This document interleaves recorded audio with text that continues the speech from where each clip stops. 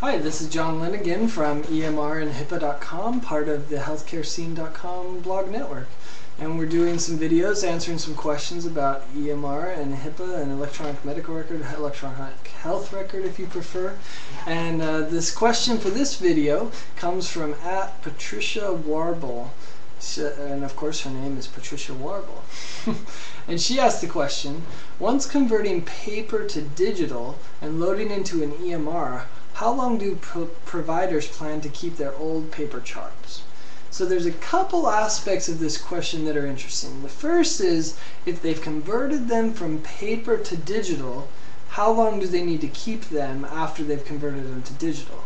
Now, I'm a little hesitant to respond to this question because each state is a little bit different, and so each state could have their own regulation, which is just sad because we have 50 states and that's a pain.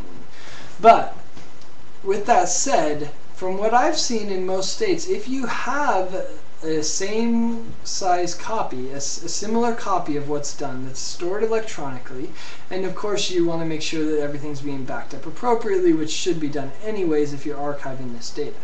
So if you have multiple backups of stuff that's been scanned in to your new EMR or into some document repository system, then you really don't need to keep the old paper charts, at least in the state that I live in. Maybe there's some other regulations in other states, so I look forward to seeing in the comments if there's other details in other locations that are different than what I'm talking about. But you don't really need to, because you have a certifiable copy of it. Just like if you were to fax it to someone, they have a copy of that could be shown as the digital record. Now, the more interesting thing, though, has to do, I think, with once it's in there, how long do you have to keep it then? Should you be purging charts from your EMR? Should you keep it forever?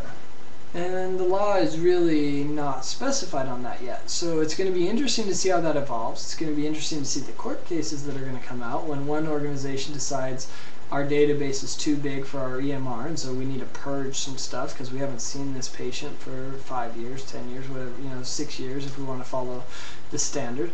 But the others might say we have to keep it forever. Will that become an issue? I don't think we know yet. But my feeling is that it's likely that they're going to hold you to the standard of paper charts. So however long in your state that you're supposed to keep the paper charts for, you're going to need to keep the electronic medical record before you purge it electronically.